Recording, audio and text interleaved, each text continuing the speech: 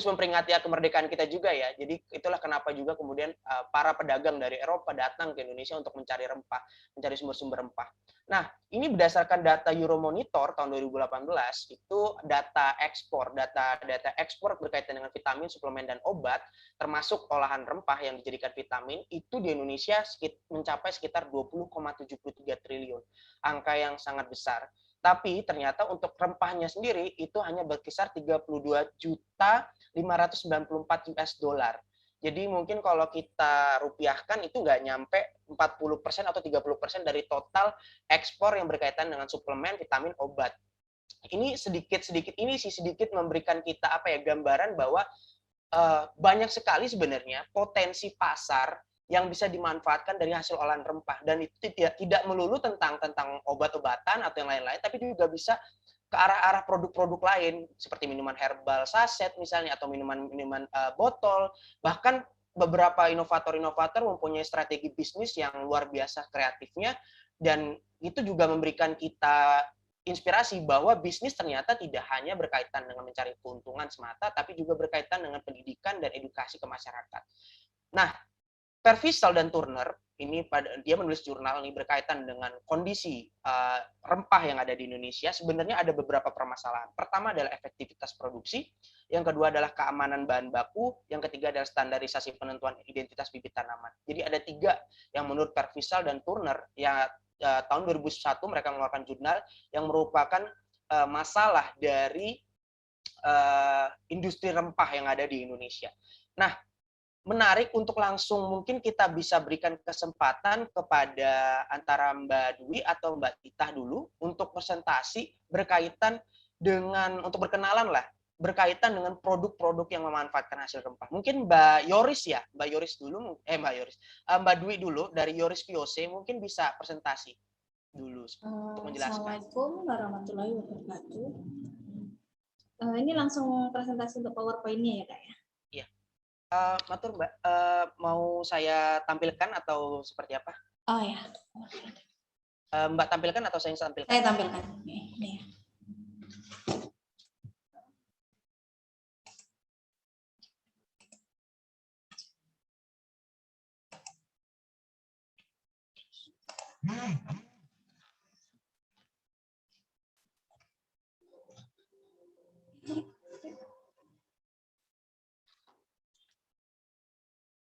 Assalamualaikum warahmatullahi wabarakatuh. Nama saya Dwi Puji Astuti, saya owner dari Yoris VOC dari Pacitan, Jawa Timur. Langsung saja untuk mengenal materi kita ya, Kak. Monggo, Mbak. Yoris minuman herbal yaitu Yoris minuman sehat, minuman prioritas itu dari Arjowinangun, Pacitan. Untuk pertama, latar belakang saya mendirikan usaha ini adalah yang saat waktu itu bermulai awal dari 2016, yaitu sumber rempah di Pacitan itu sangat melimpah dengan harga yang sangat rendah di bawah 10.000. Waktu itu jahe merah dengan harga di bawah 10.000 karena tidak biasanya yang namanya jahe merah di Pacitan itu harganya terlalu rendah. Akhirnya saya terinspirasi dengan kakak saya untuk membuat produk Yoris ini, yaitu berupa serbuk herbal ya. Rempah-rempah pun memiliki nilai komersial yang sangat rendah waktu itu.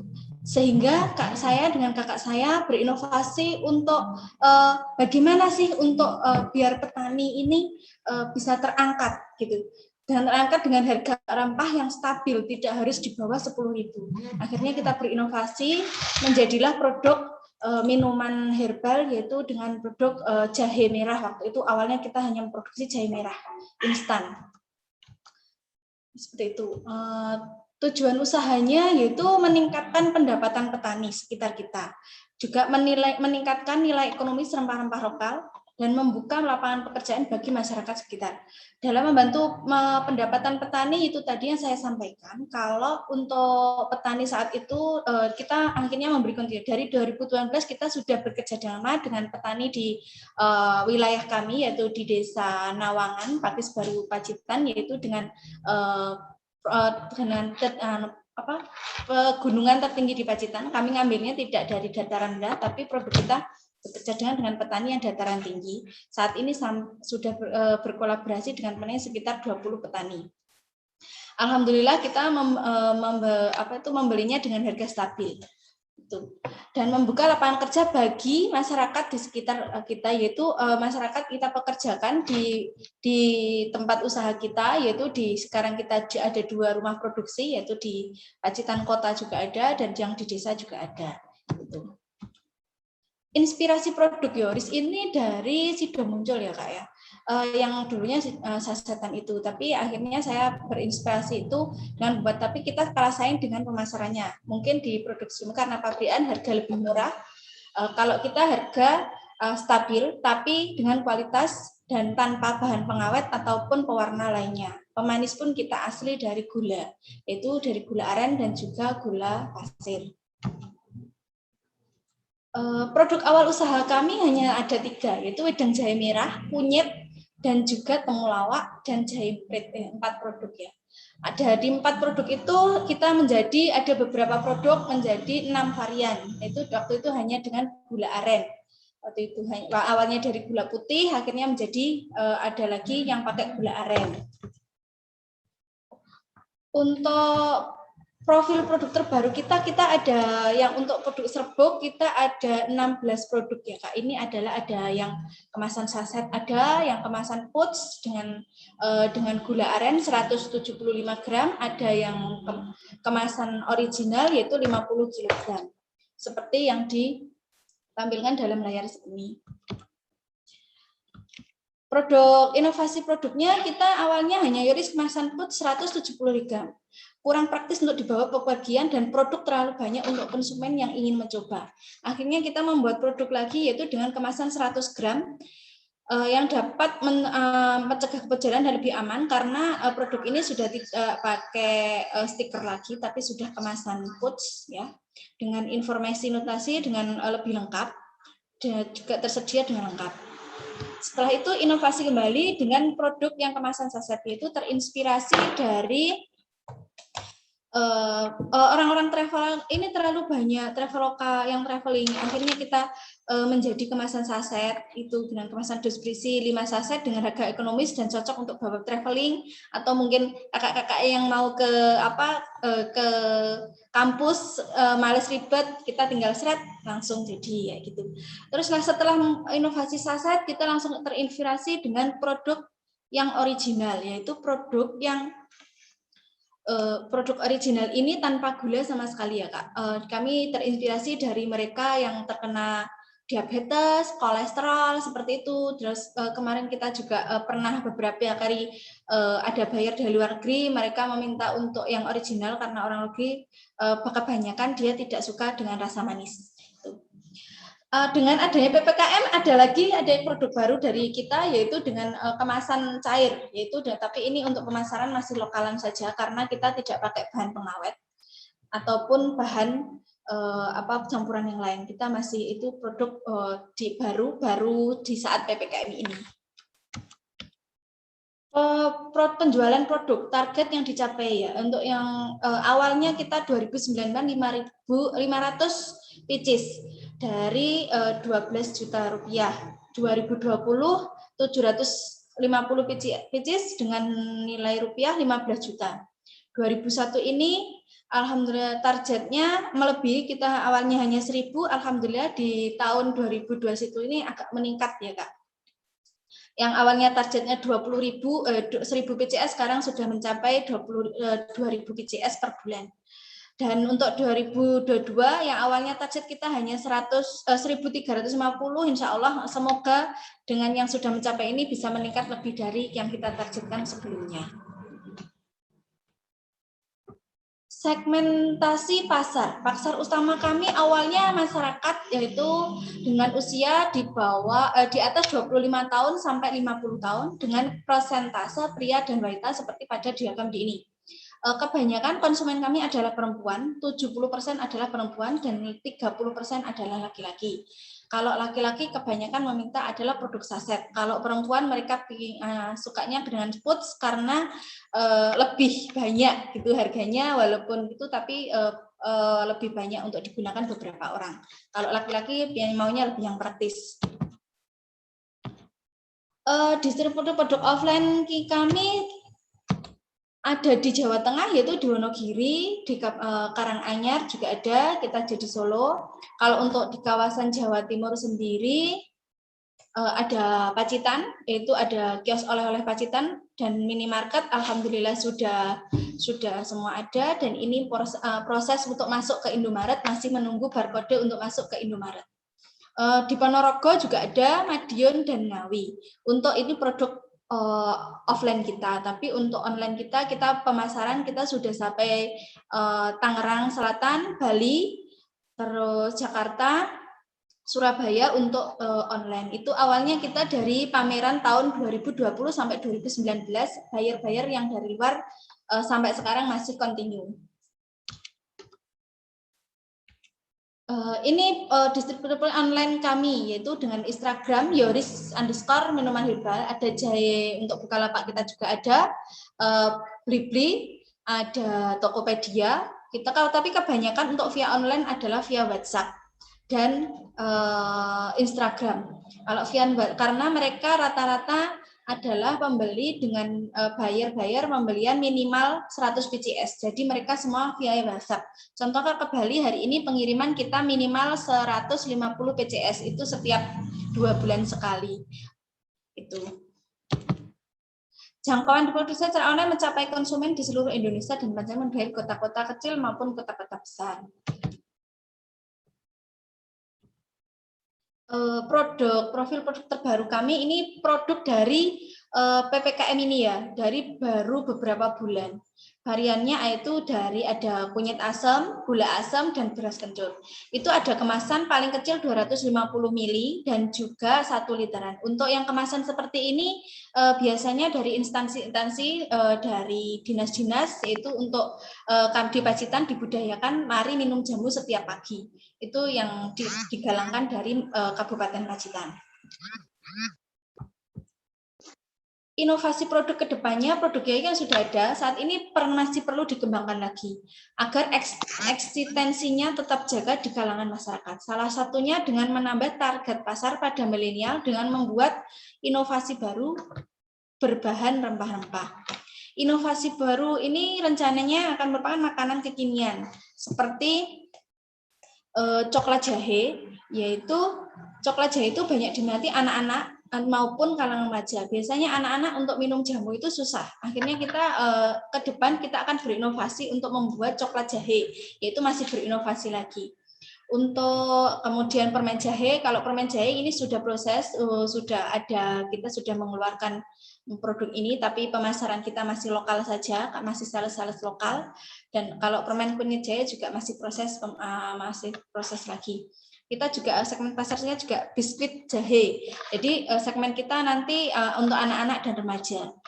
Untuk perizinan yang kita miliki, kita sudah pada PRT halal,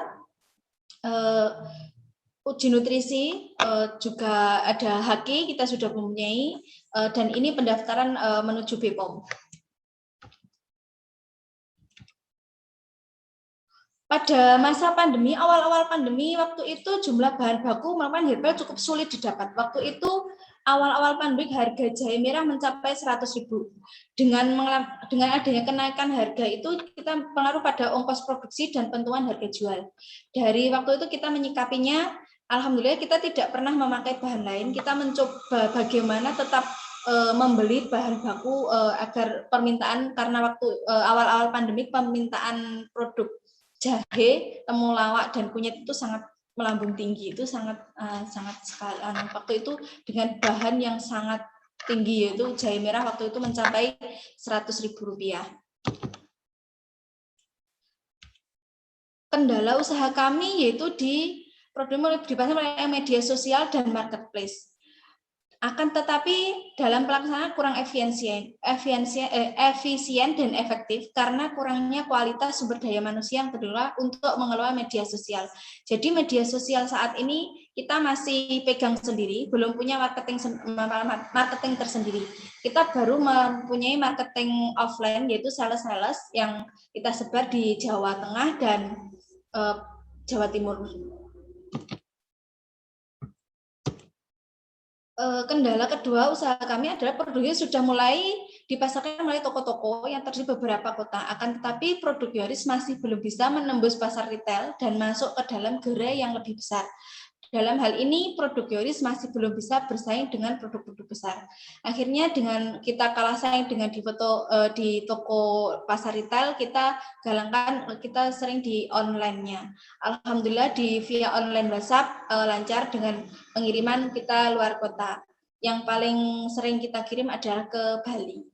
Dan Jakarta, Surabaya itu kota-kota besar yang sering kami kirim setiap 1 bulan 1 kali itu continue.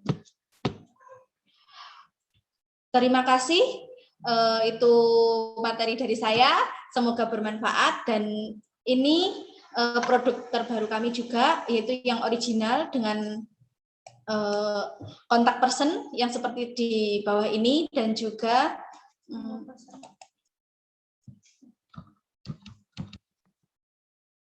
terima kasih Kak. Wassalamualaikum warahmatullahi wabarakatuh. Waalaikumsalam warahmatullahi wabarakatuh. Luar biasa presentasi dari Kak Dwi, Mbak Dwi, tentang Yoris dan VOC.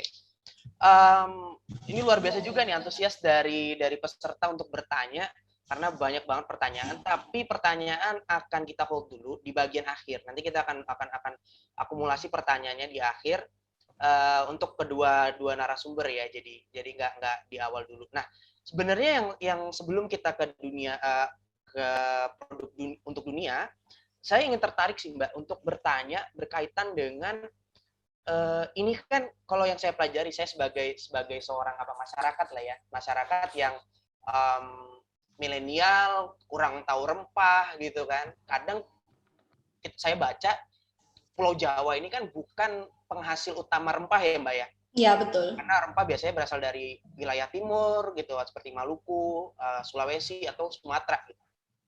Nah, yang ingin saya tanyakan, gimana sih Mbak kendalanya ketika keterbatasan bahan baku mentah ini? Nah, Yoris VOC ini gimana menanggulangi kendala dalam keterbatasan bahan baku mentah ini? Apalagi PPKM ini kan, setelah ada PPKM juga, ada pandemi juga gitu. Gimana ini strategi dari Yoris VOC? Apakah Yoris VOC menemui masalah seperti itu, Mbak? Untuk saat ini kita belum menemui kendala kendala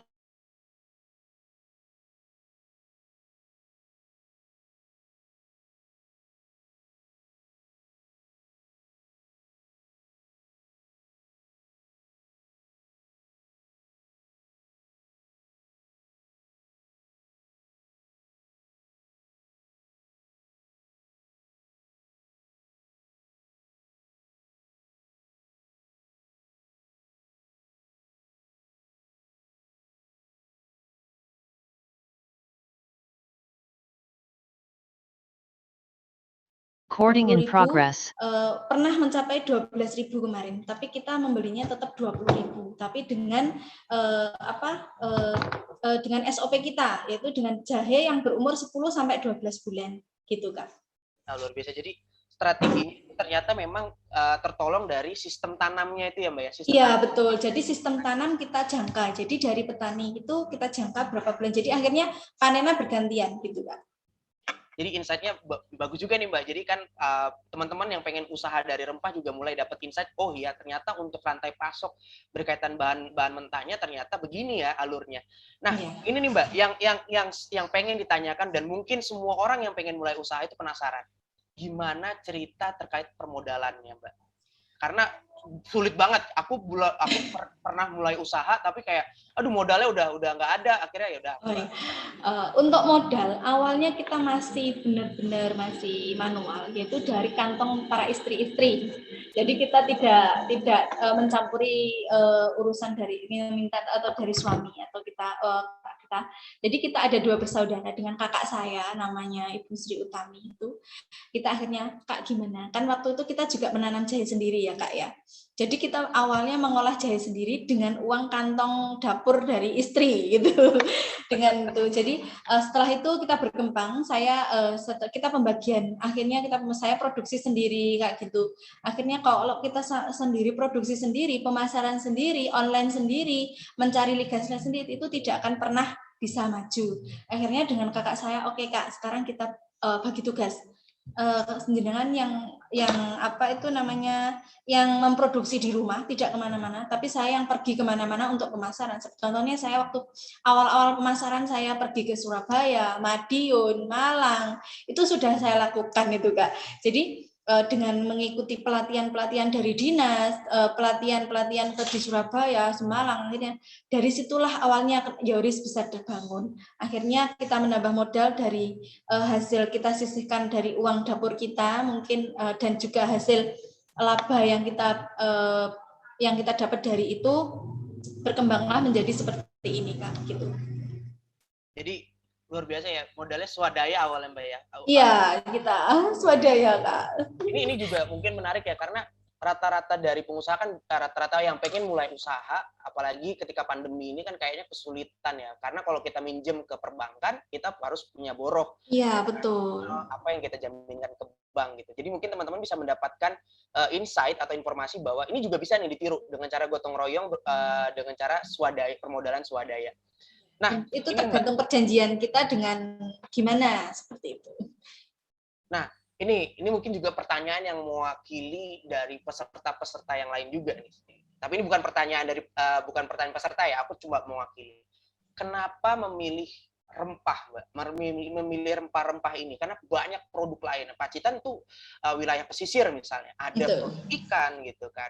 Dan banyaklah moda-moda usaha lain. Ada buat martabak mungkin sekalian gitu loh, atau catering gitu kan.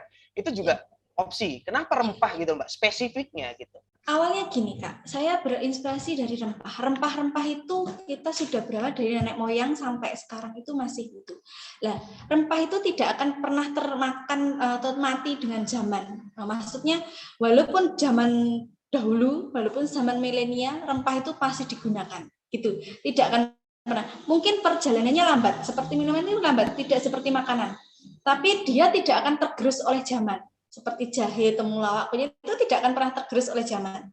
Gitu. Kalau saya berbisnis makanan, saya harus berinovasi. Maksudnya makanan itu biasanya martabak, kita makan mie ayam kayak gitu ya. Sering makan tiap hari makan, akhirnya bosen kan? Gitu. Akhirnya kan bosen. Tapi kalau rempah-rempah, mungkin iya akan bosan, tapi di saat kita nanti sakit masuk angin, apa ya, saya tidak mau ada yang bahan kimia, kita ada jahe, oh ya pakai jahe, masuk angin pakai jahe. Terus ada wanita biasanya haid, lambungnya perutnya sakit pakai kunyit kayak gitu. Untuk liver itu pakai temulawak. Jadi produk rempah-rempah itu tidak akan pernah tergerus oleh zaman. Tinggal kita gimana menginovasi produk itu aja Kak.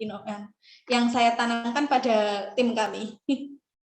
Jadi memanfaatkan ya, kalau rempah itu kan kita memanfaatkan sesuatu yang ada di sekitar kita yang akrab lah Mbak ya. Iya gitu betul, ya. dan bahannya kan sangat akrab, melimpah ya sekali. Nah ini juga mungkin Mbak mewakili beberapa peserta juga. Sebenarnya media sosial dan internet itu sebenarnya efektif nggak sih untuk menjual produk? Tadi Mbak Dwi udah mengatakan kurang efektif gitu, tapi seberapa tidak efektifnya sih gitu? Apalagi di sini mayoritas mungkin banyak generasi-generasi yang umurnya di atas 30-an gitu, yang apa ya, tidak terlalu expert lah dalam hal internet dan sosial media gitu. Mungkin bisa sharing juga, Mbak. Kalau untuk internet itu sangat membantu sekali, apalagi di Google Bisnis, Facebook, internet itu sangat membantu sekali ya Kak. Apalagi karena dengan internet kita ada di Google Bisnis itu tiap bulan tuh pasti ada rating tertinggi. Orang pasti mencari minuman jahe merah atau apa gitu. Itu pasti banget mencari. Kebanyakan mereka dari Facebook, IG, itu Kak. Itu yang kebanyakan. Kalau mungkin dari Shopee, Bukalapak mungkin saya belum terlalu ramai ya Kak ya. Karena memang saya yang untuk yang mengelola mungkin belum ada. Karena saya sendiri juga belum terlalu pinter untuk atau gaptek ya, masih gaptek ya. Tapi untuk bermain di IG, Facebook, WA, insya Allah sudah pernah. Dan online kami itu awalnya memang dari offline Kak. Waktu 2000 tuh belum terlalu gencar-gencarnya pakai online ya. Kita masih pameran-pameran ke Bali Nusa Dua, ke C-Expo Jakarta. Di situ waktu itu kita berkesempatan dengan ketemu khusus bayar. Jadi bukan pameran biasa yang dilaksanakan seperti dinas-dinas itu enggak. Karena yang masuk ke situ itu orang bayar. Jadi yang mau masuk pameran itu bayar. Jadi memang benar-benar bayar gitu Kak. Jadi dari situ alhamdulillah bertahan sampai sekarang via WA, pemesan masih continue Kak. Oke. Mbak, terakhir sebelum ke dunia, untuk dunia. Instagram, Facebook, WA.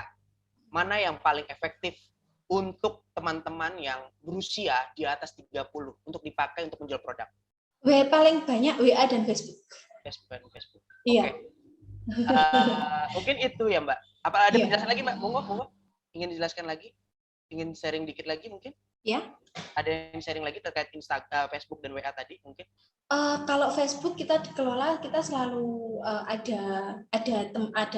kita ada marketing, yaitu sales, bagian dia mengupload di Facebook itu ya Kak ya, itu ada. Kalau via WA kita biasanya meng-share di grup-grup, kita pasti ada grup baru, akhirnya kita meng-share mereka membutuhkan itu, akhirnya mereka datang. Itu yang saya, kalau Instagram kita pasarkan lewat, ya kita saling follow up di grup juga. Dari situ saya mulai memasarkan IG, Facebook, dan WA. Oke, terima kasih Mbak Dwi untuk yang sesi yang Mbak Dwi-nya. Jadi kalau saya boleh simpulkan yang terakhir, Facebook ini lebih bersahabat ya untuk teman-teman menjualkan produk karena memang pemakainya banyak gitu ya. Betul. Dan lebih mudah untuk dipakai. Lebih mudah dipahami, ya betul. Sosial media yang lain gitu ya. Iya betul. Oke, terima kasih Mbak Dwi dari Yoris dan VOC. Mungkin selanjutnya nanti akan untuk dunia. Monggo Mbak Tita. Mbak Tita. Iya, halo. Apakah suara saya terdengar? Sudah terdengar. Saya share screen ya, Mbak. Tadi. Boleh, silahkan. Oke. Ya. Oke, sudah terlihat? Masih loading sebentar. Oke, gimana Mbak? Sudah tampil di layar? Sudah, sekarang sudah. Saya F5 atau nggak usah F5 nih? Boleh F5 aja. Bismillah. Semoga. Oke, monggo Mbak, langsung. Oke, terima kasih kesempatannya. Selamat sore teman-teman, selamat sore Bapak Ibu. Terima kasih sudah menyempatkan waktu nih untuk belajar bareng tentang strategi bisnis minuman rempah melalui 4Wheel Discussion Series ini. Perkenalkan, saya Brigita Titah Nareswari, bisa dipanggil Titah, merupakan founder untuk dunia. Dan saya ini merupakan lulusan baru juga dari manajemen FEB UGM. Jadi harapannya di sini bisa belajar bareng, bisa sharing juga terkait apa sih yang sudah dilakukan untuk dunia ini dengan bisnisnya minuman kesehatan ataupun minuman sehat, yang salah satunya juga ada produk-produk minuman rempah seperti itu. Dan di sini mungkin lebih menekankan terkait praktik bisnis kami sih yang lebih mengutamakan value gitu. Jadi kami tidak hanya mencari keuntungan, tapi kami juga ingin berkontribusi bagi lingkungan maupun kemanusiaan. Bisa lanjut?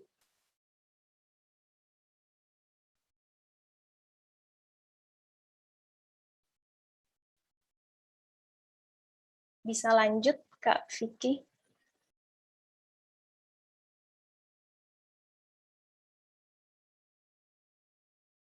Ini ya.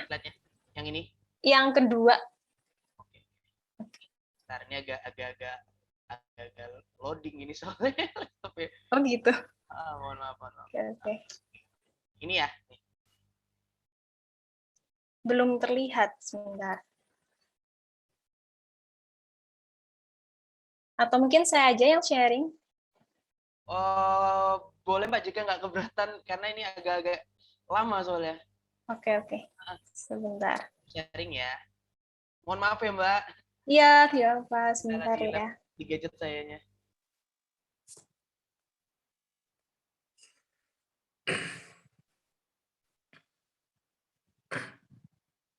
Oke, sebentar.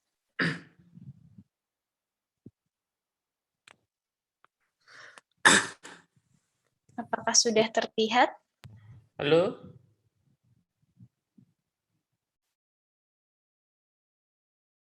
Apakah sudah terlihat? Sudah. Oh ya, baik, saya lanjutkan ya. Jadi di sini apa sih untuk dunia? Mungkin Bapak Ibu juga bertanya-tanya kenapa namanya untuk dunia juga. Jadi untuk dunia ini adalah brand minuman sehat dari Bantul, Yogyakarta. Jadi mungkin di sini ada juga yang dari Jogja, salam kenal. Jadi untuk dunia ini adalah bisnis minuman sehat ya, di mana kami ini berusaha menyelaraskan antara kontribusi terhadap kesehatan konsumen, kemanusiaan, dan juga lingkungan. Nah, bagaimana cara berkontribusinya nanti kita akan bahas secara detail juga. Dan di sini mungkin Bapak, Ibu, dan teman-teman bisa melihat juga logo dari kami. Ini sebenarnya artinya apa? Jadi di sini itu ada botol kaca, itu jadi kami mendistribusikannya dengan botol kaca yang dapat digunakan kembali, dan juga ada daun tuh, ada tanaman hijau itu melambangkan terkait praktik bisnis ramah lingkungan yang kami jalankan, mulai dari praktik bisnis dari hulu hingga hilir. Kemudian juga tagline kami, satu botol kebaikan untuk dunia yang lebih baik. Jadi harapannya dengan mengonsumsi satu botol saja, konsumen itu sudah berkontribusi untuk dunia yang lebih baik. Jadi itulah kenapa akhirnya dinamakan untuk dunia. Dan kami baru ada sejak April 2020, jadi baru 1 tahun lebih. Jadi ini memang baru develop juga. Nah, mungkin di sini juga penasaran, apa sih yang melatar belakangi saya selaku founder untuk mendirikan untuk dunia ini. Nah, awalnya itu karena keresahan saya pribadi. Jadi keresahan saya di 2020, saya mulai beralih ke gaya hidup yang lebih sehat juga. Saya mulai mengizinkan apa yang masuk ke dalam tubuh saya itu yang sehat, yang organik, yang alami. Kemudian juga saya mulai menerapkan gaya hidup ramah lingkungan. Bagaimana saya selaku konsumen ini sadar bahwa, oh, ketika saya mengonsumsi ini, sampahnya di mana ya? Kemudian apakah saya bisa mempertanggungjawabkan sampah ini jangan sampai menumpuk di TPA dan lain sebagainya. Nah, itu adalah hal yang sangat kompleks saya pikirkan. Sehingga saya berpikir bahwa harusnya tidak hanya konsumen yang bertanggung jawab, tetapi bagaimana bisnis dan perusahaan, terutama perusahaan-perusahaan yang sudah besar itu bisa bertanggung jawab juga atas praktik bisnisnya yang mulai dari hulu hingga hilir itu harus sudah ramah lingkungan ketika ingin benar-benar menerapkan praktik bisnis yang ramah lingkungan dan tidak merusak lingkungan juga, seperti itu. Jadi di sini mungkin saya juga tidak hanya melihat keresahan saya, tetapi saya tuh juga melihat peluang gitu. Nah, bagaimana cara saya melihat peluang itu saya melihat dari BPS ini, Badan Pusat Statistik juga menyatakan bahwa produk yang menunjang kesehatan ini meningkat hingga 73,3% selama pandemi. Kemudian juga produk yang siap dikonsumsi atau ready to consume itu meningkat 46,1%. Nah, itu kan juga cukup tinggi, tetapi saya juga menyeimbangkan itu dengan melihat jurnal lain, yaitu dari Break Free from Plastic, dan juga ada beberapa jurnal Bates and Heineke et al. Itu dia juga melakukan penelitian terkait betapa banyaknya kemasan yang dibuang, mulai dari agriculture saja, dari pertanian, hingga akhirnya sampai ke konsumen. Mungkin bisa di-mute, mohon maaf. Kemudian, nah dari sini saya juga melihat dari penelitian Break Free from Plastic, jadi ternyata itu F&B industri ini adalah penyumbang sampah plastik terbesar, dan saya itu akan mendirikan minuman untuk dunia ini tentunya juga masuk ke F&B industri. Jadi bagaimana saya harus bertanggung jawab di sisi kemasan juga. Nah, akhirnya saya juga memunculkan customer persona, atau bagaimana sih gambaran customer saya kelak gitu ya waktu pertama mendirikan. Nah, itu saya menciptakan adanya nih tokoh Windy, seorang penulis. Dia ini sibuk sekali mengisi webinar sehingga tidak mempunyai waktu luang untuk membuat minuman ataupun makanan, dan juga dia sudah mulai menerapkan gaya hidup sehat, di mana akhirnya dia ingin mengonsumsi minuman sehat tetapi tidak sempat meraciknya, akhirnya harus mencari minuman yang siap dikonsumsi. Kemudian juga dia sudah membaca berbagai bacaan terkait isu-isu lingkungan yang membuat dia juga sadar akan pentingnya menjaga lingkungan sekitar dengan gaya hidupnya.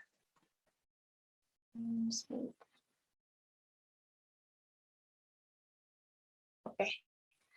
Kemudian selanjutnya, nah akhirnya di sini saya berpikir bahwa wah, saya ingin dong berpartisipasi dalam solusi, dalam permasalahan ini dengan menghadirkan solusi. Nah, solusinya itu dengan saya menghadirkan bisnis kecil ini, yaitu untuk dunia, di mana segala aspeknya juga dipertimbangkan, mulai dari sisi kesehatan konsumen itu dengan bahan alami dan tanpa pengawet. Jadi kami memang menggunakan gula asli juga, menggunakan bahan alami juga tanpa pengawet seperti Yoris tadi juga. Kemudian juga dari segi lingkungan itu kami menggunakan reusable bottle yang nanti dapat ditukarkan kembali dengan produk kita gitu. Kemudian juga dari sisi kemanusiaan kami membelanjakan sayur dan rempah dari pedagang desa. Jadi memang belum berkolaborasi dengan petani karena produk kami ini masih skalanya kecil dalam produksinya juga. Kemudian juga donasi Rp1.000 per produk. Jadi akhirnya dirumuskan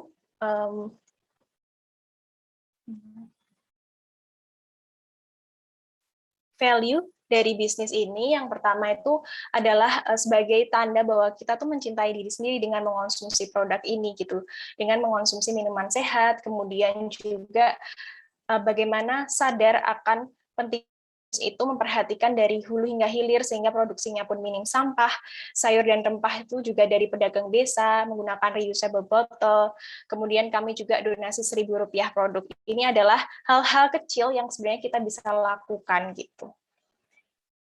Kemudian ketika kita berbicara tentang produk, karena tadi sudah lengkap ya apa untuk dunia ini dan dari value, dari storytelling-nya juga ceritanya kenapa saya ingin membuat bisnis ini, kemudian juga kita harus mengenal juga dong produknya tuh apa saja yang dijual di sini. Nah, ini adalah 10 varian, jadi kami sudah memiliki 10 varian.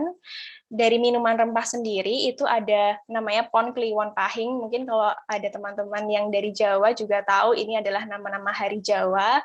Juga kemudian Pon Kliwon Pahing ini merupakan produk-produk dari rempah-rempah gitu. Kemudian kalau wage dan legi ini produk jus sayur dan buah. Kemudian kalau ada juga yang 5 varian terbaru itu adalah susu oat gitu. Dimana ini juga memfasilitasi bagi teman-teman yang sudah beralih ke gaya hidup yang vegan, yang tanpa hewani, itu bisa dengan susu nabati dari gandum utuh ini.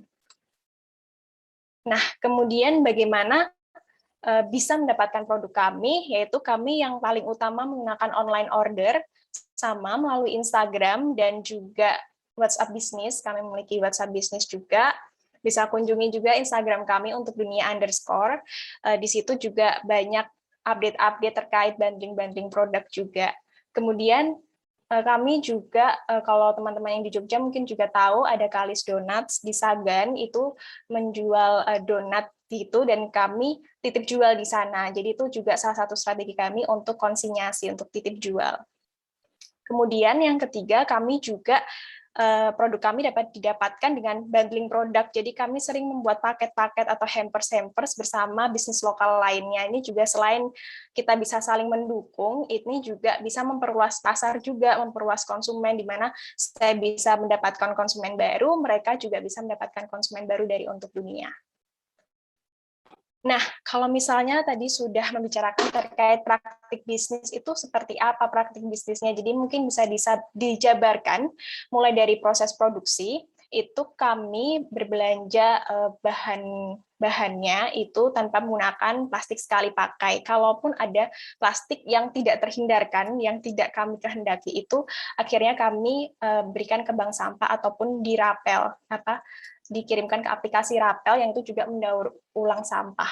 Nah, kemudian dari sisa-sisa ataupun limbah produksi kami, karena kami juga menggunakan bahan-bahan alami, jadi limbah-limbahnya pun organik, kami kompos di halaman belakang rumah. Jadi kami memanfaatkan sepetak tanah gitu untuk menumpuk kompos, untuk mengkompos juga sampah-sampah organik dari produksi kami gitu. Kemudian kami juga belanja dari bahan rempah dan buah dan sayur itu memang dari pedagang desa gitu di Bantul gitu. Jadi di sekitar saja. Nah, kemudian untuk proses distribusinya pun kalau dari segi packaging itu kami menggunakan botol kaca yang bisa ditukarkan kembali dan mendapatkan potongan harga. Kemudian juga delivery-nya pun kami menggunakan kurir lokal dan konsinyasi. Juga kalau misalnya keluar kota itu menggunakan paksel. Jadi memang produk kami usianya masih pendek, jadi masih maksimal itu 7 hari, dan kalau oat dan jus itu hanya 3 hari. Sehingga akhirnya kami memaksimalkan pasar yang ada di DIY saja. Nah, kemudian untuk proses konsumsi nih, kami juga mengedukasi konsumen-konsumen melalui media sosial kami untuk bagaimana dapat berkesadaran dalam mengonsumsi, bagaimana dapat lebih bijak lagi dari memikirkan apa sih dampak dari konsumsi. Itu hanya sekadar konsumsi, tapi sangat berdampak gitu bagi, entah itu dari isu sampah saja sudah sangat berdampak gitu. Kemudian oleh karena itu kita keep educating the consumer untuk reuse botolnya, kemudian juga untuk membawa tas sendiri ketika kita melakukan COD, itu biasanya diingatkan untuk bawa tas sendiri ya Kak, kami tidak menyediakan kemasan, dan sekarang pun juga kami menggunakan kereneng. Untuk kereneng itu adalah anyaman bambu untuk tempat buah, dulu biasanya di pasar kalau beli. Nah itu kami juga belinya atau borong dari pengrajin lokal, pengrajin kereneng di Sewan Bantul juga, jadi hanya dekat rumah begitu. Nah kemudian kami juga menginformasikan, selalu update terkait apa yang sudah kita lakukan bersama. Jadi ini memang adalah gerakan bersama antara bisnis dan konsumen untuk membuat dunia itu lebih baik. Bagaimana caranya? Ya dengan donasi itu apakah sudah terkumpul berapa dan sudah disalurkan berapa, itu harus terbuka juga. Dan akhirnya kami pun juga persuade mereka, mempersuasi mereka untuk juga take action atau mengambil bagian juga dalam kontribusi ini. Nah, kemudian kalau melihat dari market validation sendiri, bisa dibilang bahwa untuk dunia ini sudah valid secara pasar ya, karena selama 1 tahun lebih ini sudah memiliki lebih dari 400 konsumen, kemudian juga sudah menjual lebih dari 2.000 produk, 2.000 botol. Kemudian juga kami telah berkolaborasi dengan berbagai artisan bakery di Jogja, mulai dari Kalis, Roti Bati, Kayu Manis Rolls, kemudian juga kafe coklat. Juga kemarin kami sudah menanam pohon juga dengan Kayu Manis Rolls dilindungi hutan, dan juga sempat dilibatkan oleh UN Food System untuk menyampaikan terkait pendapat dari segi untuk dunia ini terkait sistem pangan di Indonesia. Nah, kemudian jika melihat bisnis modelnya sendiri, itu kami fokus ke B2C dan B2B. Jadi bagaimana ke konsumen langsung dan bagaimana ke partner bisnis lainnya. Nah, kalau B2C-nya ini sendiri, kami dengan daily order. Daily ordernya itu dari Instagram dan juga dari WhatsApp bisnis. Kemudian juga subscription, jadi kami juga melayani langganan. Jadi kalau misalnya ada langganan, nanti bisa diantar dan juga lebih hemat karena ongkos kirimnya pun dipotong dan disubsidi dari langganan tersebut. Kemudian kalau B2B sendiri itu juga dari bundling dan konsinyasi serta event. Misalnya ada perusahaan yang mengadakan event juga kami berikan harga yang khusus gitu. Nah, kemudian dari awal mungkin saya bercerita terkait untuk dunia ini. Mungkin kalau Mbak Dwi tadi sudah fokus di pengembangan bisnis, di inovasi bisnisnya juga, pengembangan produk. Nah, kalau dari awal tadi memang saya sebagai founder untuk dunia ini menyampaikan terkait value-value bisnis, hingga kami bisa running bisnisnya, dan juga bagaimana kami membuat dampak gitu. Nah, akhirnya di akhir ini saya juga akan menyampaikan terkait social impact ataupun dampak yang sudah kami lakukan atau kami berikan gitu bersama konsumen tentunya. Jadi di sini itu sudah ada lebih dari 2.000 minuman sehat itu sudah dikonsumsi oleh konsumen kami. Kemudian juga artinya lebih dari 2.000 botol plastik itu diselamatkan karena kami menggunakan botol kaca. Kemudian juga lebih dari 2 juta rupiah donasi kemanusiaan telah disalurkan, dan juga kami telah membantu pedagang desa dengan membeli bahan rempah dan sayur itu dari mereka juga. Dan melalui kolaborasi dengan Kayu Manis Rolls, kami juga telah menanam 369 pohon di Tambak Aji Semarang. Nah, itu adalah dampak-dampak ataupun kontribusi yang sudah kami lakukan sejauh ini. Dan semoga bisa terus berlanjut.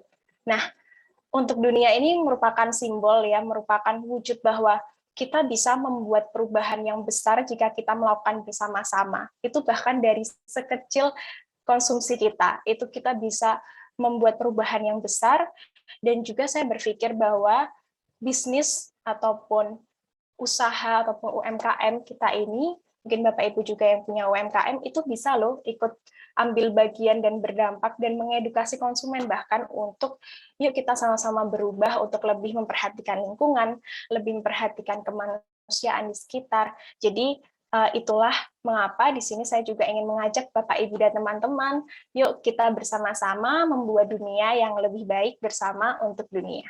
Terima kasih. Oke, keren banget. Terima kasih Mbak Tita dengan presentasi untuk dunia. Jadi ada dua narasumber kita ya. Yang satu fokus untuk dengan petani, yang satu fokus pada lingkungan. Ini menarik nih ya. Nah, sebelum kita masuk ke sesi pertanyaan antara peserta dengan narasumber, aku pengen nanya sih Mbak, sebagai seorang founder dari startup lah, kita bilang perusahaan rintisan ya, usaha rintisan gitu. Iya. Pertama, coba Mbak, awal-awalnya itu gimana sih strugglingnya gitu loh. Karena kalau kita dengar suksesnya aja, ini udah 2000 produk gitu kan, para konsumen tentu kayak menggiurkan. Tapi gimana strugglingnya Mbak Tita ketika awal-awal? Karena pasti dong buat merek dan buat produk itu bisa, tapi ketika untuk cari konsumennya itu yang belum tentu bisa gitu kan. Apalagi 9 bulan ya, belum sampai setahun ya Mbak ya. Sudah setahun lebih karena dari April. Iya, April. Apalagi ketika untuk dunia itu lahir kan langsung bertabrakan dengan pandemi ya, jadi nggak bisa langsung mobile dengan mudah kita kemana-mana. Coba Mbak Tita mungkin bisa ceritain dikit gitu loh, strugglingnya dari awal tuh gimana? Kalau strugglingnya itu memang dari awal itu saya tuh berpikir bahwa ini memang saya bukan mengejar di target yang penjualan harus sekian, tapi bagaimana sih akhirnya konsumen ini menangkap apa yang ingin saya suarakan gitu melalui untuk dunia gitu. Bagaimana mereka tuh akhirnya lebih bijak berkonsumsi hanya dengan minuman sehat gitu. Nah, di awalnya itu memang strugglingnya adalah karena itu memang pandemi, jadi memang ini adalah peluang yang saya lihat sebenarnya dari pandemi, karena bagaimana orang mulai beralih ke gaya hidup sehat gitu. Tapi karena sampai sekarang pun bisa dibilang masih struggling karena kami masih berdua, jadi ini adalah ide bisnisnya dari saya, tetapi produk-produk minuman rempah itu ibu yang sering bikin gitu setiap sore. Nah, akhirnya dari situ mungkin sampai sekarang bisa dibilang masih struggling ya, karena kalau misalnya ada pesanan yang cukup banyak ya hanya kami berdua gitu yang melakukan gitu.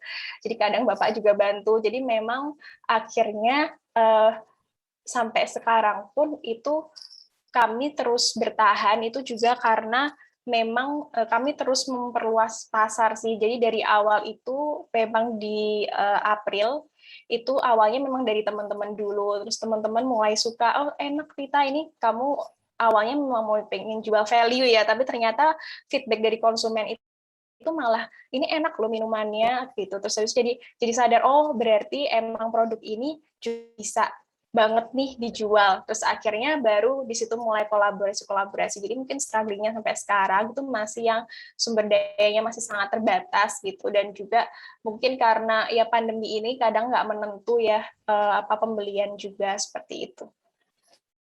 Oke, jadi ada dua hal penting, jaringan dan juga tentang feedback ya, feedback yang disebarkan melalui cerita-cerita konsumen ya, konsumen Betul. awal ketika produk Mbak Tita ini keluar gitu.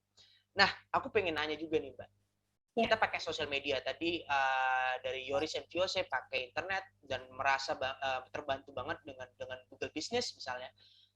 Kalau Mbak Tita sendiri berkaitan dengan internet dan digital marketing, pemasaran dari digital, merasa nggak sih sosial media atau internet itu membantu? Atau coba Mbak Tita yang bisa menjelaskan strategi bisnis melalui digital marketingnya kayak mana gitu loh, awal-awal struggling. Oke. Kalau awal-awal struggling melalui digital marketing, saya bisa bilang Instagram tuh sangat membantu. Kalau misalnya target pasarnya tepat ya, karena memang untuk dunia ini kan dari packagingnya saja sudah anak muda sekali, jadi memang yang main Instagram tuh anak muda gitu. Akhirnya ya udah karena dari awal itu juga saya sadar banget terkait exposure dari Instagram sendiri. Pun kalau misalnya di awal tuh juga sering ada masukan, coba kamu post tiap hari, itu ternyata meningkatkan engagement dan lain sebagainya. Itu juga kami lakukan. Jadi memang selalu apa ya, ingin ini sih mendengarkan kalau misalnya ada feedback gitu juga. Akhirnya post terus gitu, post di Instagram, bikin konten, itu juga sampai sekarang juga masih saya sendiri. Jadi bikin konten, kemudian juga kalau untuk endorse tuh juga sebenarnya membantu ketika kita di customer persona tadi yang saya sampaikan di awal, itu sangat penting ketika kita bisa menggambarkan konsumen kita tuh seperti apa. Nah, pilihlah endorser, pilihlah influencer yang seperti itu juga gitu. Jadi ketika kita tuh memilih, pernah sih seringkali kan kayak endorse gitu, oh ini followersnya banyak, jadi cuma melihat followers kita endorse, efeknya juga nggak banyak. Karena apa? Karena gaya hidup dia juga, yang orang yang follow dia tuh bukan cari tentang apa ya, minuman sehat, ataupun bukan orang-orang yang segmennya untuk dunia gitu. Jadi akhirnya betapa pentingnya kita juga harus memilih influencer itu. Jadi akhirnya milih influencer yang suka olahraga misalnya, kalau enggak seniman gitu. Seniman di Jogja itu juga mereka banyak yang sudah menerapkan terkait gaya hidup ramah lingkungan. Nah, itu juga bisa jadi sasaran kita. Itu juga waktu itu ngefek sekali sampai punya pelanggan tetap gitu-gitu. Jadi memang akhirnya gimana bisa mengelola media sosial itu ya dengan kita harus tahu juga nih seperti apa sih yang mau kita target. Nah, itu karena juga harus rajin juga Instagram Ads ya. Itu juga kadang sebulan itu pasti ada Instagram Ads gitu, dengan bundling juga. Bundling tuh bisa berkolaborasi dengan Kalis gitu. Kita memikirkan Kalis ini bakery gitu. Bakery itu butuh minuman gitu. Jadi kan udah align nih produknya. Kemudian dia dari followersnya. Kalis ini followersnya bisa banget menunjang untuk dunia, bisa semakin dikenal oleh orang banyak. Nah, dengan berkolaborasi akhirnya mereka bisa post tentang untuk dunia, bisa tag kita. Nah, itu kan sangat membantu exposure ke kita. Itu waktu itu juga nambah followersnya, nambah banget. Jadi bagaimana kita bisa melihat itu sih peluang, kemudian juga bisa mengetahui detail tentang seperti apa yang ingin kita targetkan gitu. Berarti kalau ini aku simpulkan dikit, jadi kedua narasumber kita ini tahu ya pasarnya ya, seperti Yoris and Fiose tahu pasarnya, jadi menggunakan media sosial yang mereka apa pilihannya. Kemudian Mbak Tita dengan untuk dunia juga tahu pasarnya apa, sehingga menggunakan sosial medianya seperti apa, sehingga strateginya tepat gitu ya Mbak ya untuk pemasarannya. Dan juga tadi yang paling penting itu adalah engagement ya. Nah, ini juga sih ya, engagement ini ya, karena kita harus rajin-rajin untuk ngepost tiap hari, nggak boleh capek gitu ya, untuk meningkatkan interaksi ya. Engagement itu interaksi mungkin ya, yang lebih tepat untuk bahasa Indonesianya ya. Interaksi dengan akun sosial media produk kita gitu ya Mbak ya. Jadi kita posting sehari-hari, dan juga penting untuk melihat endorsers atau model iklan lah ya, kita katakan model iklan gitu, yang kemudian sesuai dengan visi dan misi dari produk kita. Jadi nggak asal-asalan kita endorser juga gitu, nggak cuma karena followersnya banyak. Ini tips yang bagus juga sih untuk teman-teman, bahwa kita memang harus sesuai dengan profil dari calon endorser, harus sesuai dengan profil perusahaan kita juga atau usaha kita ya. Nah, yang aku ingin tanyakan selanjutnya, ada menyinggung tentang retail donat yang cukup terkenal di Jogja lah. Bagaimana strategi Mbak Tita, unit usaha perintisan, baru setahun, kemudian bagaimana bisa masuk ke situ gitu loh, Mbak. Bagaimana bisa masuk, karena ini penting buat kemudian para para calon-calon inovator atau teman-teman UMKM juga yang udah masuk di sini. Bagaimana sih masuknya ke retail seperti itu, Mbak, produk kita? Oke.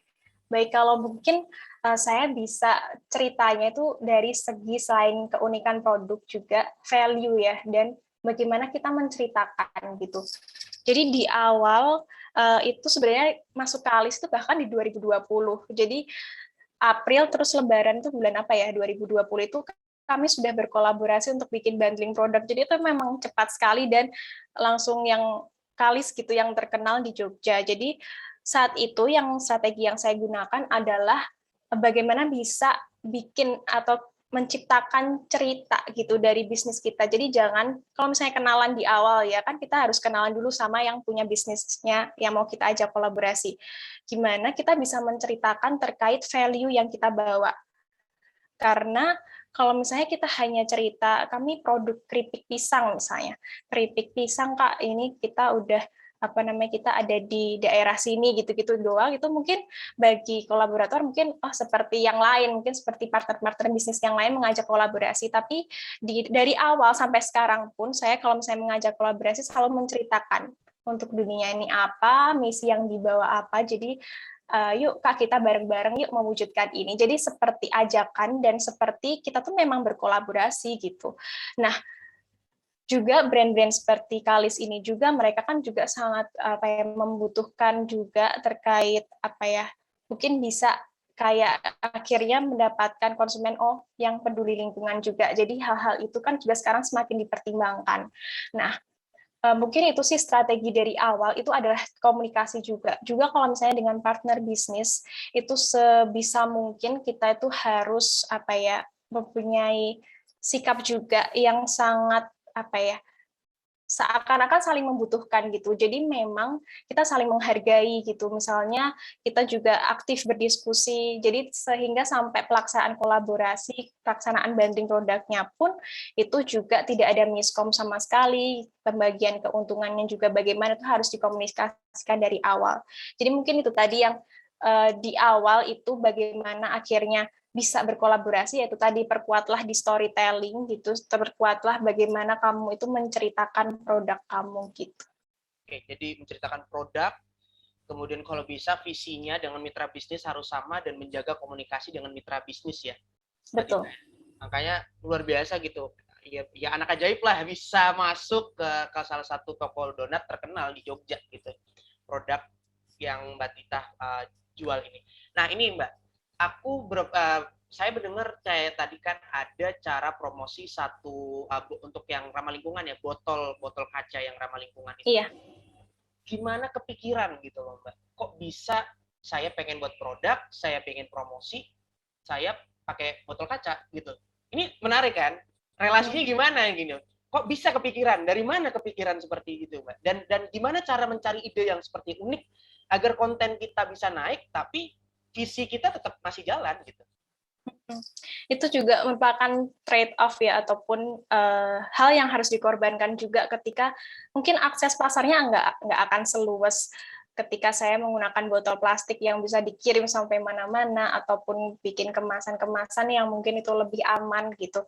Jadi awalnya tuh kepikirannya karena itu, awalnya juga karena produk yang minuman yang sering ibu bikin, kemudian juga berpikir bahwa plastik ini nggak bisa digunain lagi. Kalau digunain lagi tuh bahaya juga untuk kesehatan kan. Jadi akhirnya paling untuk tempat apa itu pun kalau orang yang bertanggung jawab, maksudnya konsumen yang sudah sadar gitu akan, oh iya ya kalau misalnya aku buang di TPA, ini itu nggak akan terurai selama ratusan tahun. Nah itu kan hanya beberapa orang saja yang sadar akan itu. Nah di sini saya itu menempatkan diri sebagai orang yang belum sadar akan isu lingkungan sebegitu pentingnya gitu. Akhirnya bagaimana ini kayak botol kaca tuh akhirnya memaksa gitu loh, memaksa konsumen yang belum sadar itu untuk masa dibuang sih botol kaca, aku pakai lagi, aku tukar lagi karena juga ada reward-nya. Nah, itu awalnya kepikiran bagaimana akhirnya reward dari mereka ini juga dapat reward loh ketika dia tuh melakukan aksi gitu. Jadi bagaimana akhirnya memikat konsumen juga untuk ngasih botol kaca kembali ke kami, digunakan lagi, itu juga penting gitu. Nah, awalnya berpikirnya seperti itu sih. Jadi saya menempatkan diri sebagai konsumen yang belum paham, saya dulu juga kayak gitu kan, saya dulu sebagai konsumen yang belum paham tentang isu lingkungan, itu saya akan buang sampah botol plastik, mungkin nggak akan saya pakai lagi. Tapi ketika kita itu dikasih kaca, itu juga antara saya kasih ke pemulung ataupun saya gunakan lagi kan pasti gitu. Jadi akhirnya dari situ memilih botol kaca aja, walaupun tadi itu ada yang dikorbankan nih, nggak semudah itu mengirim botol kaca, akhirnya cuma keluar kota pakai paksel, itu pun juga pakai kardus yang dalamnya dikasih kardus gitu-gitu lagi. Jadi memang ya strugglingnya di situ, tetapi ya dari awal karena tujuannya adalah untuk mengedukasi juga, ya akan terus dilanjutkan gitu. Jadi yang menarik dari untuk dunia ini ketika menghubungkan 3 titik yang berbeda tadi adalah mencari perspektif konsumen ya. Betul. mencari perspektif konsumen. Jadi penting juga ya untuk mencari perspektif konsumen agar kemudian kita bisa mendapatkan sebuah inovasi. Ini juga mungkin yang dipakai beberapa industri besar ya. Mereka sering memakai perspektif konsumen. Contohnya kayak bagaimana ketika Microsoft misalnya lahir, contoh besarnya gitu kan, Bill Gates kemudian mengambil posisi, oh ini komputer-komputer yang ada pada waktu itu tuh nggak praktis gitu. Akhirnya dia coba untuk membuat hal baru. Nah mungkin juga bisa diaplikasikan pada produk-produk UMKM gitu. Ini kalau misalkan saya beli sesuatu nih kayaknya kurang seperti apa dari kacamata konsumen yang mengembangkannya ya Mbak Tita. Oke, terakhir Mbak, berkaitan dengan modal. Gimana Mbak? Modalnya dari mana dan kayak mana solusinya? Dan keuangannya kayak mana?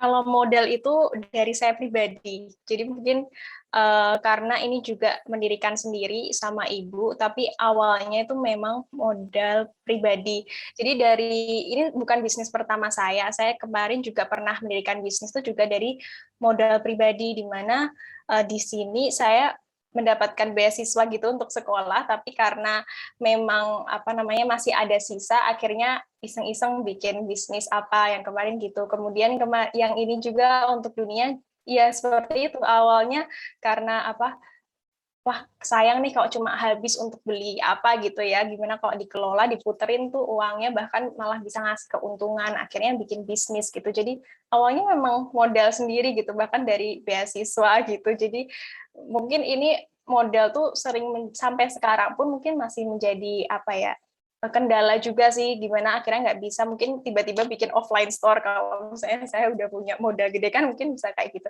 Tapi itu tadi kalau misalnya memang dari teman-teman juga di sini yang memang pengen memulai tapi mikir nggak ada modal, mungkin bisa disisihkan dulu dari uang saku kita, itu bisa banget kok sebenarnya untuk awal, karena juga ini kan tipenya pre-order ya, jadi gimana kita tuh membuat sesuai order, bagaimana ketika mereka sudah bayar ya kita baru bikinkan, jadi itu kan juga bisa nggak membuat kita mengeluarkan banyak uang untuk modalnya juga kayak gitu.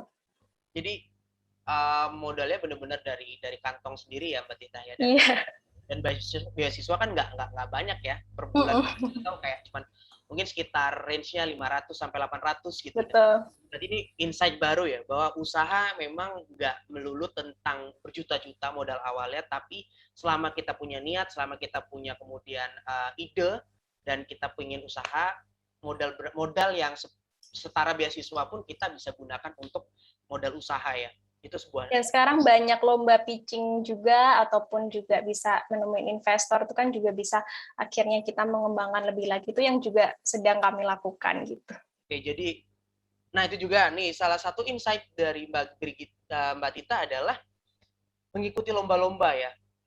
Dan lomba-lomba juga ternyata kan nggak cuma diikuti anak-anak muda ya, banyak juga pengalaman saya pribadi, ternyata lomba-lomba startup atau lomba-lomba usaha rintisan itu banyak banget yang diikuti oleh bapak-bapak atau ibu-ibu yang di atas 35 tahun, dan kadang kita kaget kayak seharusnya kan dia bahkan ada yang 50, 60 ya, waktu itu 60 tahun, ada yang 60 tahun bahkan. Sampai-sampai kita tuh kaget, timku sampai kaget, ini kan bukan harusnya udah ngomong cucu ya, tapi masih ikut-ikutan seperti ini. Ini berarti menandakan kayak, wah niat banget dia untuk buat modal usaha gitu ya, buat nyari usaha dari hadiah lomba-lomba. Oke, mungkin itu ya untuk Mbak Tita. Dari pertanyaan dari aku dari moderator sendiri. Nah, sesi selanjutnya ini adalah pertanyaan dari teman-teman peserta yang sudah menanyakan, dan ini sudah disaring oleh tim Forbil, tiga penanya. Pertama mungkin ke Mbak Dwi Pujastuti dari Yoris dan Viose. Ini pertanyaan dari Endang Titi Sulasmini dari UMKM Klaten Jateng. Ada 2 pertanyaan. Pertama, Mbak Dwi online ya Mbak? Ya. Oke. Pertanyaan pertama adalah bagaimana cara meningkatkan minat daya beli masyarakat Indonesia lebih memilih produk lokal daripada produk impor seperti menggunakan rempah-rempah Indonesia. Tapi kenapa produk lokal terkesan mahal gitu Mbak? Terkesan mahal untuk masyarakat Indonesia padahal itu merupakan produk kita sendiri. Jadi gimana meningkatkan niat untuk masyarakat untuk membeli produk lokal gitu. Sementara ada kesan produk lokal atau produk homemade itu biasanya mahal gitu loh Mbak. Yang kedua adalah bagaimana seharusnya kita ambil sikap ketika seorang customer itu mengkritik produk kita secara pedas gitu, biar kita nggak drop, nggak ngedown gitu loh Mbak. Justru kita malah rebound lagi bisa lebih semangat lagi. Itu dari Puji Astuti, maaf salah Mbak Endang Titi Selasmini dari UMKM Klaten Jateng. Monggo Mbak, bisa dijawab dulu. Iya, saya jawab ya Kak. Untuk yang pertama, untuk strategi pemasaran agar kenapa produk lokal itu lebih mahal dari produk dari luar. Bentar. Memang iya, karena dari segi tapi kita menonjolkan walaupun kita mahal, tapi kita harus menunjukkan value kita. Apa yang value pada produk kita. Jadi kita tidak pesimis dengan produk-produk luar yang harganya lebih murah, tapi kita selalu menunjukkan pada konsumen bagaimana kita menunjukkan value produk kita, kualitas produk kita. Dari situ menjelaskan dari situ kita dari melihat itu mereka akan sadar. Dan selain itu juga bahan rempah di Indonesia itu sangat bagus dibandingkan dari luar negeri. Itu yang saya pelajari ya Kak ya. Mungkin kalau harga memang lebih murah dari luar negeri, itu betul. Itu betul. Tapi saya selama ini saya menunjukkan value saya. Saya dari kompetitor bisnis saya, kenapa produk Bioris kok lebih mahal dari ini ya. Tapi saya menunjukkan karena kami seperti ini. Kita bekerja dengan petani, kita harus value kita menunjukkan apa sih kelebihan dari produk kita. Dengan menunjukkan kelebihan produk kita, insya Allah konsumen itu akhirnya tertarik mencoba, akhirnya alhamdulillah continue. Seperti itu yang selama ini saya lakukan. Untuk yang kedua, kritik pedas itu ya, kritik pedas dari konsumen. Kalau kritik pedas itu sudah biasa ya Kak, karena apa? Untuk menjatuhkan kita atau itu sangat banyak sekali. Tapi kita harus menanamkan energi positif pada pikiran kita sendiri. Kalau kita tidak yakin dengan produk kita sendiri, kita akan cepat down. Tapi kalau kita yakin dengan produk kita sendiri bahwa produk kita itu bagus, produk kita itu memang layak untuk di pemasarannya seperti ini. Insya Allah dengan kritik-kritik pedas itu kita tidak akan termakan dengan kritikan pedas. Tak lupa juga harus tetap yang beragama Islam, yaitu tetap dibarengi dengan istiqomah, salat tahajud kayak gitu. Insya Allah semuanya lancar dan pikiran positif pasti akan mengalir. Itu yang saya alami selama ini Kak. Oke, jadi ada value yang harus ditawarkan agar berubah mindset dari konsumen. Betul. Itu adalah positive thinking. Iya. Harus yakin karena memang jalannya untuk usaha ya gelap ya Mbak ya. Makanya jarang sekali orang tua atau keluarga itu merekomendasikan anaknya jadi pengusaha. Bener nggak Mbak? Iya betul. Karena memang jalannya sulit. Iya.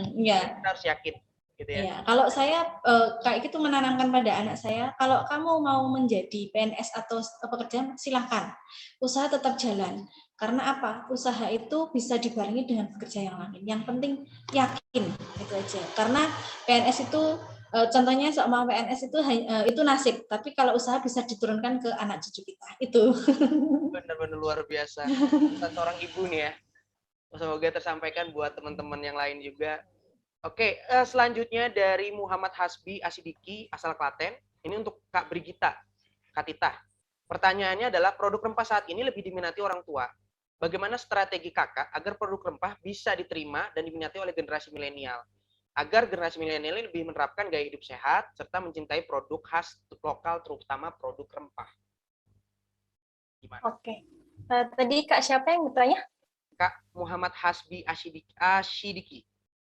Oh ya, terima kasih Kak Muhammad Hasbi atas pertanyaannya. Jadi kalau misalnya memang mungkin kalau produk rempah itu lebih diminati orang tua ya, tapi dengan membranding untuk dunia ini, kalau misalnya lihat dari Instagramnya itu dari tone, dari warna-warna brand yang kami gunakan itu kekinian, juga warna-warna soft, kemudian juga branding kami itu juga berkolaborasi dengan produk-produk yang sedang diminati milenial seperti misalnya donat, cinnamon rolls, kemudian juga roti sourdough itu kan sedang sangat diminati oleh milenial. Nah, akhirnya masuk ke situ. Jadi ketika melihat insight dari Instagram juga, ini bocoran juga insight profil kami itu bahkan usianya adalah 20 hingga 34.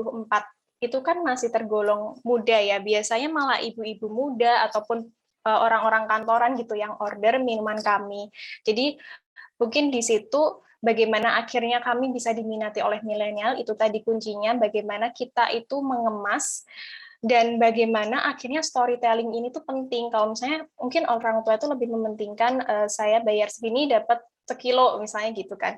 Bagaimana saya bayar sini dapat seliter. Tapi kalau misalnya milenial ini lebih suka diceritakan nih cerita struggling kita, bahkan menceritakan perjuangan kita mendirikan bisnis, menceritakan value apa yang kita bawa. Nah, akhirnya mereka ini tergerak juga. Selain itu, kedua adalah kolaborasi ya. Jadi melakukan kolaborasinya itu dengan bisnis-bisnis yang juga diminati anak muda. Misalnya artisan bakery tadi, kemudian juga kami titip jual juga di bakery yang memang banyak milenial ke sana gitu. Kemudian kafe juga kami berkolaborasi gitu. Kemudian yang ketiga itu mungkin bisa juga dengan kita ini apa ya, lebih komunikasi, cara komunikasinya. Jadi bagaimana ketika ada konsumen yang menghubungi kita, itu bagaimana kita bisa seinformatif mungkin, juga kita bisa menginovasi produk-produk juga. Jadi memang produk-produk kami itu kalau dilihat yang pon itu warnanya kuning, dia seperti kunyit asam, tapi sebenarnya di situ bukan kunyit dan asam, kayak kunyit, jahe, asamnya dari jeruk nipis. Jadi memang rasa-rasa segar, rasa-rasa ringan. Jadi mereka lebih suka yang light, lebih suka yang ringan, anak-anak muda ini. Nah, akhirnya itulah yang kami perkenalkan juga dari inovasi produk juga. Itu juga kami perkenalkan dengan itu tadi rasa-rasa yang familiar di mereka. Jadi bukan yang berat gitu, bukan yang kunyit banget, bukan yang rempah banget, tapi bagaimana itu juga bisa ringan, terasa lebih apa ya, lebih familiar di lidah mereka. Itu juga penting gitu. Ya, plain terus apa namanya, light tadi itu yang saya sampaikan gitu. Jadi jawabannya adalah value juga, masih value story yang ditawarkan adalah value story, kemudian adalah kemasan yang menarik, dan juga komunikasi dengan konsumen agar produk itu kemudian memiliki rasa apa ya, rasanya itu bisa tepat ya, kayak anak muda sekarang ini kan rata-rata lebih suka yang plain ya, atau rasanya yang nggak terlalu menyengat banget. Ini nggak strong gitu, iya.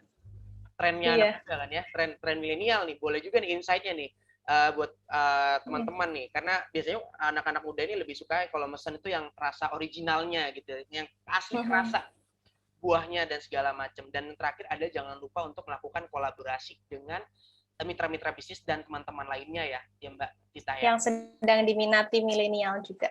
Milenial. Seperti tadi kolaborasi dengan salah satu toko donat dan segala macam itu ya, dengan endorser juga dan segala macam. Nah, ini pertanyaan selanjutnya ke Mbak Tita juga, karena ini ada khusus untuk anak FEB kayaknya ya, untuk anak ekonomi, karena dari Erasmus dari Surabaya, bagaimana menentukan harga sebuah produk makanan gitu loh. Karena kan harga makanan ini biasanya fluktuatif, naik turun ya produknya ya. Produk rempah, produk makanan itu fluktuatif. Gimana menentukan harganya, Mbak, yang tepat? Ya, kalau misalnya menentukan harga itu saya walaupun kuliahnya di manajemen itu pun harus dipelajarinya kayak 1 tahun gitu. 1 tahun baru kenal, oh harganya berarti sekitar segini ya. Bahkan kan kami juga takarannya itu karena bikinnya per botol ya. Jadi mungkin takarannya bukan yang bikin masif apa kayak perusahaan yang mungkin massal gitu bikinnya. Nah, karena itu tadi karena lebih customize juga. Jadi produk-produk kami akhirnya takarannya pun ada yang berbeda gitu. Jadi kayak dan harga dari kunyit pun apalagi kami yang membelinya di pedagang desa itu kan juga harganya sangat fluktuatif ya, sangat naik turun, kadang cuma ambil sedikit harganya 2.000, kadang ambil sedikit harganya 1.000, jadi itu beda-beda. Nah itu akhirnya bagaimana menentukannya, pakai kisaran aja harga dari bahannya gitu. Terus kemudian juga perlu banget, jadi untuk teman-teman mungkin Erasmus tadi juga yang ingin memulai bisnisnya, itu takaran penting banget di awal. Jadi bagaimana kamu tuh bisa tahu satu botol ini kira-kira pakai gula Jawa berapa gram ya, itu harus benar-benar dihitung gitu. Jadi sehingga nanti ketika ada kita beli bahan pun itu nanti dihitungnya tuh akurat gitu dan keuntungannya bisa kelihatan gitu. Itu juga berlaku beberapa bulan kemarin itu sempat apa cuma pakai kira-kira pun karena masih pertama banget itu juga lama-lama mikir oh ini berarti lebih pricing-nya tuh lebih subsidi silang ya. Jadi di sini memang keuntungannya untuk produk A untuk varian A itu lebih, misalnya 3.000 misalnya, kemudian produk B itu 5.000, jadi akhirnya mereka subsidi silang untuk membeli bahan-bahan dan lain sebagainya. Nah, itu pentingnya takaran di awal. Jadi kalau misalnya teman-teman di sini yang mau merintis bisnis itu, bagaimana dari awal tuh harus tahu satu botol itu pakainya berapa gram gula Jawa, berapa gram serai, jadi akhirnya nanti ketika pricing pun bisa lebih akurat gitu. Gitu sih kalau sharing dari produk kami ya, yang itu bikinnya sangat masih manual, bisa dibilang seperti itu. Oh ya, sedikit nih, sedikit. Kalau kita nitip barang, biasanya itu kita sistem bayarnya gimana tuh, Mbak Dita? Apakah kita bayar lupa ke sana atau gimana? Kalau titip jual ini, kalau yang di Kalis itu, jadi memang beda-beda. Jadi ada bahkan yang harus membawa showcase sendiri, kulkas sendiri, jadi itu akhirnya belum kami masukkan. Tapi kalau misalnya di Kalis Donat ini, mereka menerapkannya bagi untung sih. Jadi misalnya harga produknya misalnya harusnya 30.000 misalnya gitu. Jadi saya ngasih ke Kalisnya 26, nanti Kalis jualnya 32 misalnya seperti itu. Jadi memang di situ akhirnya saya nggak perlu bayar untuk showcase, untuk titip jualnya, tetapi dikenakan itu sih apa namanya kayak harganya lebih murah, juga mereka menjualnya juga apa di margin lagi gitu. Oh, jadi ada sharing profit ya dari setiap produk yang laku gitu ya. Dan penting juga kemudian untuk menegosiasikan hal tersebut ke ini ya dengan si yang pemilik tokonya ya, pemilik outletnya ya. Penting juga kemudian kita untuk menegosiasi bagaimana perjanjiannya gimana gitu, apa ya sharing profitnya seperti betul. Jadi tergantung dari kalau misalnya ada kenaikan harga pun dari bahan itu dikomunikasikan aja gitu. Kemarin juga saya mengkomunikasikan bahwa ada kenaikan sekian kemudian jadi kami harus menaikkan juga harga produk kami nih Kak. Itu juga bisa. Jadi itu tadi komunikasi itu penting banget, gimana juga harus clear di awal kita ini sebagai partner yang benefitnya seperti apa, kemudian juga bagaimana kolaborasi ini berlangsung tuh harus clear di awal itu, maka nanti sampai akhir pun itu juga ketika ada perubahan apapun ketika kita komunikasi itu lebih mudah gitu. Wow, luar biasa jawaban dari Mbak Tita. Kita lanjut pertanyaan selanjutnya dari Anton, asal Riau. Ini ke Yoris Enviose, Kak Dwi Puji. Nah, ada 3 pertanyaan. Wah, ngeborong ya Mas Anton, nggak apa-apa. Oh iya, sebelumnya ngingetin untuk absen, jangan lupa untuk teman-teman peserta untuk absen. Dan kalau untuk mencari IG informasi tentang media sosial medianya, monggo lihat di poster Sekolah Inovasi Pangan itu aja, itu ada alamat IG-nya gitu. Alamat IG-nya dan alamat alamat sosial media dari foundernya. Dan ini pertanyaan dari Mas Anton di Riau. Pertama, ada 3 pertanyaan nih Mbak Dwi. Pertama adalah, menurut Mbak Dwi, pengolahan rempah di Indonesia sudah maksimalkah? Dan bagaimana perhatian dinas terkait berkaitan dengan industri yang berkaitan dengan rempah? Yang kedua, inovasi apa ke depannya agar produk Yoris ini bisa dikenal luas serta diterima kalangan masyarakat? Yang ketiga, kan Mbak Dwi udah punya merek brand ya, merek brand yang sudah ada hakinya. Nah, itu tantangan menjalankan brandnya seperti apa sih, Mbak? Itu pertanyaan dari Mas Anton. Untuk yang pertama bisa diulang pertanyaannya, Kak? Menurut Mbak Dwi, apakah pengolahan rempah di Indonesia itu sudah maksimal? Dan bagaimana perhatian dinas terkait seperti dinas koperasi atau dinas perdagangan dengan industri-industri atau UMKM rempah ini yang memanfaatkan seperti itu? Oh, ya. Baik. Saya jawab ya Kak. Untuk yang pertama, pengolahan rempah di Indonesia itu saat ini belum terlalu maksimal. Untuk masyarakat di Pacitan sendiri banyak pengolahan rempah, tapi yang dari dinas kita sepertinya belum seperti terkesampingkan yang saya rasakan selama ini ya. Dulu saya juga pernah mengikuti lomba inovasi pangan dan mendapat juara. Tapi sampai saat ini dari dinas-dinas itu seperti terkesampingkan. Tapi dia mencari, kalau yang di Pacitan itu bukan mengangkat bagaimana sih. Contohnya kayak sekarang yang lagi diunggul-unggulkan di Pacitan adalah gula aren. Kayak itu yang menjadi perhatian dari dinas-dinas. Padahal bahannya di Pacitan itu sangat minim. Kalau yang saya teliti, kalau Pacitan itu produk unggulannya yaitu dari satu rempah-rempah, tahu tuna, olahan tuna, dan olahan kelapa, kopi dan kakao. Tapi yang saya lihat di Pacitan itu adanya rempah-rempah, tapi ternyata rempah-rempah bagi dinas-dinas terlalu dikesampingkan. Itu baru dijamah ini saat ada PPKM dan pandemik yang semakin menggila ini baru terjamah kembali. Itu yang saya rasakan ya Kak ya, yang pertama. Untuk yang kedua, untuk diterima masyarakat. Untuk diterima produksi agar inovasi produksi agar ke depan diterima masyarakat ya Kak ya. Inovasi terdepan itu yang sudah ada, kita ingin membuat produk saset yang untuk kalangan yang saat ini masih belum masih pakai box, itu masih harganya mungkin masih sedikit mahal. Rencana ke depan kita ingin bikin sasetan agar kalangan masyarakat menengah ke bawah itu bisa menikmatinya, gitu kan. Dan membuat inovasi dan ada lagi inovasi permen coklat jahe, yaitu yang tadi saya paparkan, itu untuk kalangan anak-anak dan remaja. Itu jadi mereka walaupun memakan permen tapi tetap sehat karena ada jahenya, ada rempah-rempahnya Indonesia. Dan tantangan untuk kedepannya produk Yoris karena sudah memiliki haki, kita tetap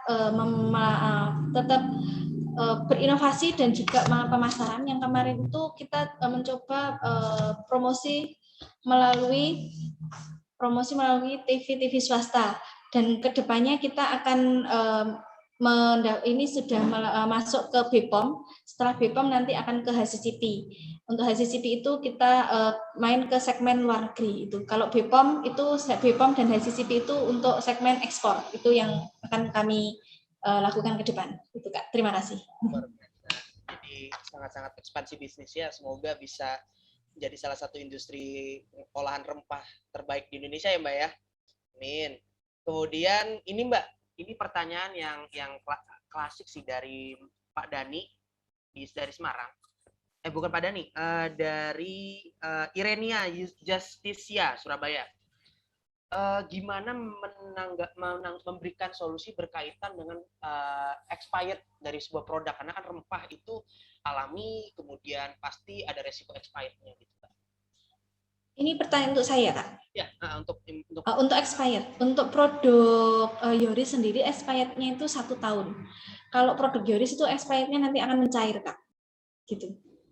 Untuk expirednya 1 tahun itu tanpa bahan pengawet ataupun bahan pewarna ataupun pemanis buatan, kita benar-benar asli dan memakai produk lokal. Kalau untuk gula aren kita memakai produk lokal kita, jadi bekerja sama dengan petani aren di Pacitan.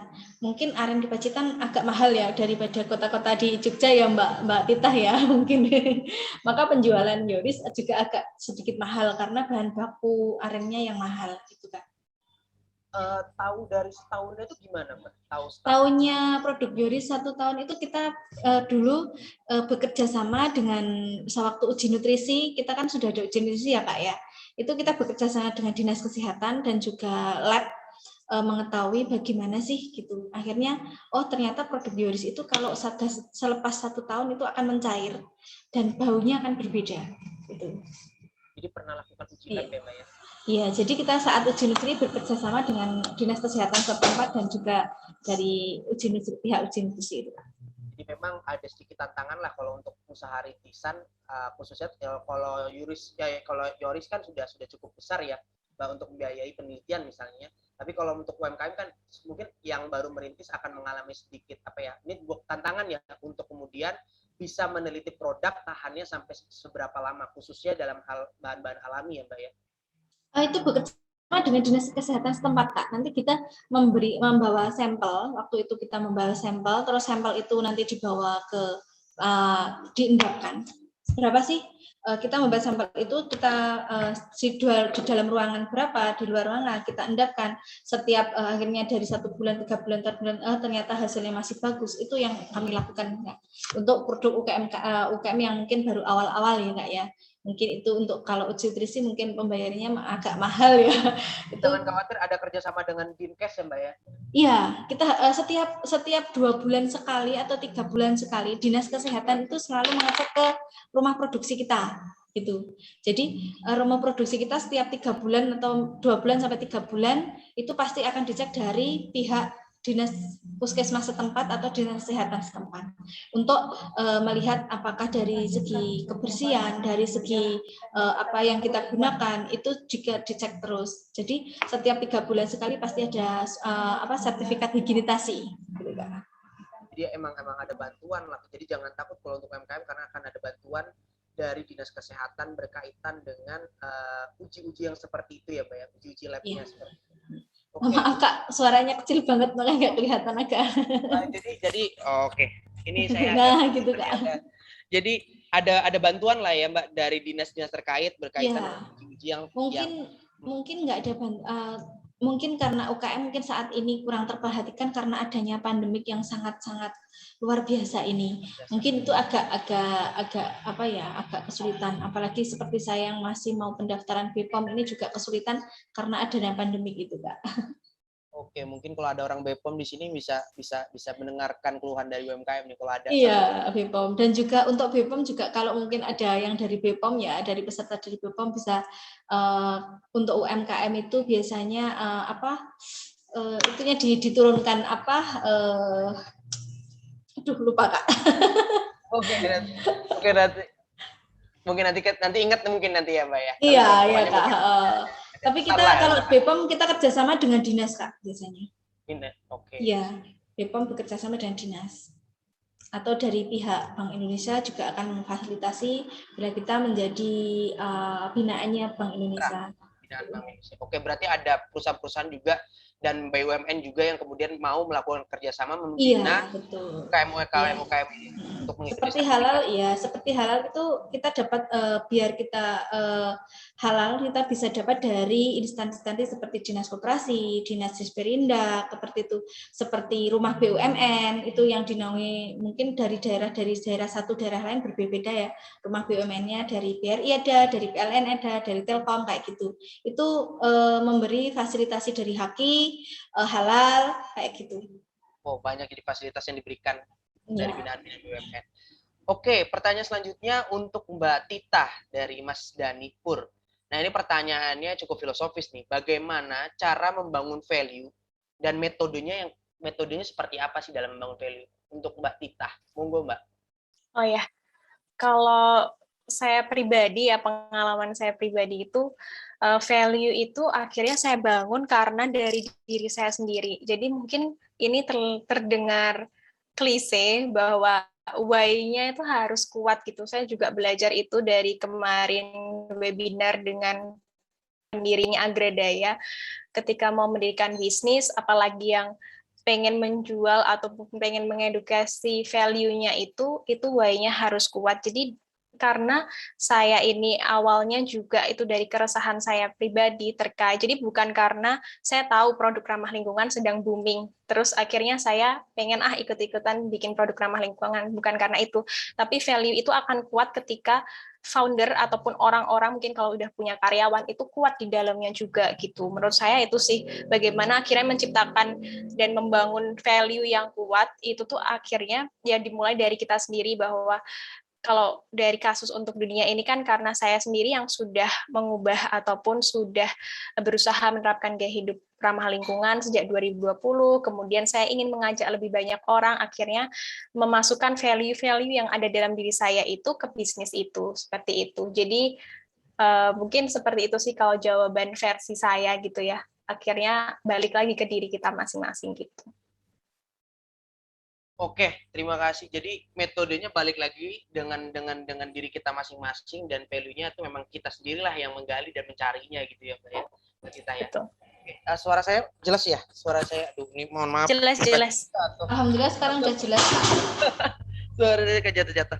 Oke, dengan pertanyaan tadi, maka pertanyaan untuk sesi yang teman-teman peserta sudah ini ya, banyak banget pertanyaan sebenarnya dan bagus-bagus sekali, tapi sayang banget waktu kita terbatas dan hanya ada 6 penanya yang terpilih gitu loh. Dan semoga pertanyaan yang moderator tadi saya ajukan juga bisa mewakili lah, bisa memberikan insight juga kepada teman-teman. Dan jangan lupa juga, monggo kalau untuk dunia dan Yoris dan Viose untuk mau mempromosikan IG-nya atau media sosialnya, monggo di kolom chat, monggo di share apa alamatnya dan segala macam.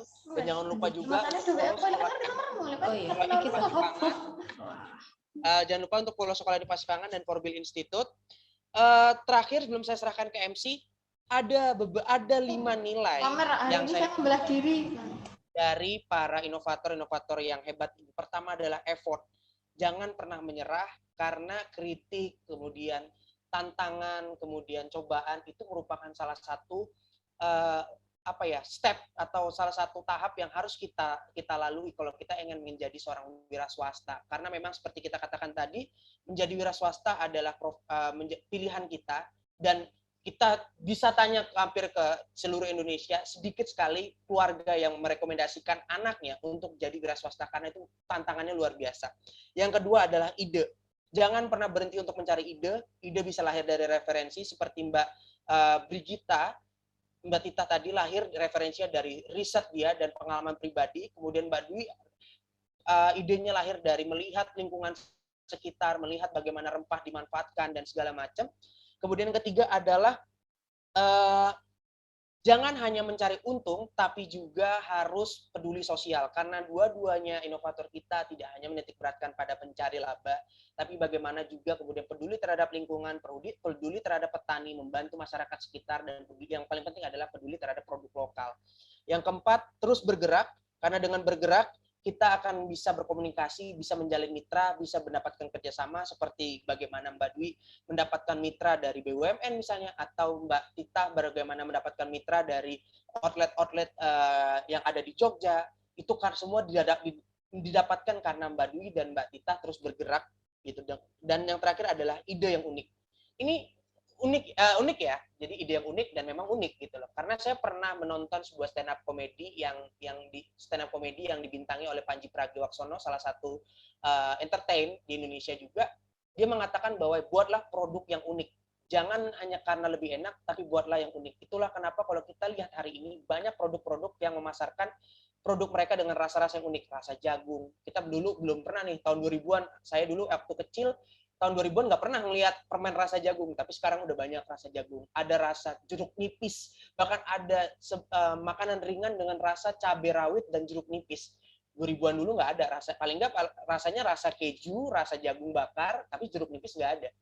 Inilah yang menjadi hal unik dari para inovator-inovator ini. Mereka mencari ide, mereka terus melatih ide mereka untuk mencari yang paling unik agar mereka bisa unggul di pasaran. Mungkin itu saja yang bisa saya sampaikan sebagai seorang moderator. Terima kasih kepada dua inovator kita. Dari Yoris Viose ada Mbak Dwi, dari Untuk Dunia ada Mbak Tita. Langsung saja forumnya saya serahkan kepada Mbak Asti sebagai MC-nya. Terima kasih.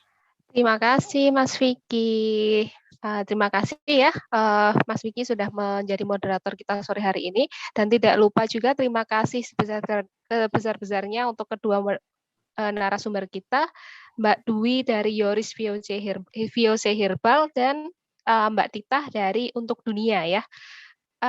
Terima kasih juga kepada teman-teman Bapak Ibu peserta yang telah antusias sekali dalam mengikuti forum sore hari ini. Terima kasih dengan banyaknya pertanyaan. Wah, ternyata acara kita benar-benar membangun antusias ya. Selanjutnya adalah kami umumkan sekali lagi 6 penanya terbaik yang pertanyaannya sudah dibacakan moderator. Ada Endang Titik Sulasmi dari Klaten, Anton dari Riau, Irenia Justisia dari Surabaya, Muhammad Hasbi Asidiki dari Klaten, Erasmus Humantika dari Surabaya, dan Danikpur dari Semarang. Kami mohon untuk bisa menghubungi Forbil Institute via Instagram kami @forbilinstitute untuk mengirimkan identitasnya, sehingga nanti reward-nya bisa kami kirimkan begitu.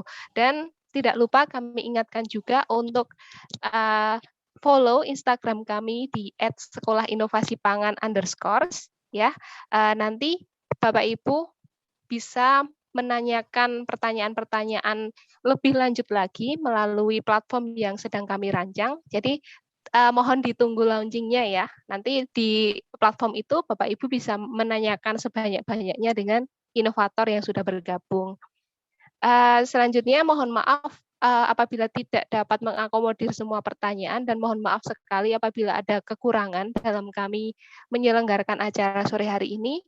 Semoga apa yang kita lalui bersama dapat memberikan manfaat untuk kita semua ya. Sekali lagi terima kasih untuk dua narasumber hebat kita. Terima kasih untuk moderator dan seluruh peserta. Saya selaku pembawa acara, mohon maaf apabila ada kata yang kurang berkenan. Saya akhiri, selamat sore dan selamat melanjutkan kegiatan masing-masing. Terima kasih. Terima kasih banyak. Terima kasih Mbak Tita, makasih Mbak Dwi. Terima kasih. Recording stopped. Salam sehat dari Medan. Salam sehat Bapak, sehat selalu.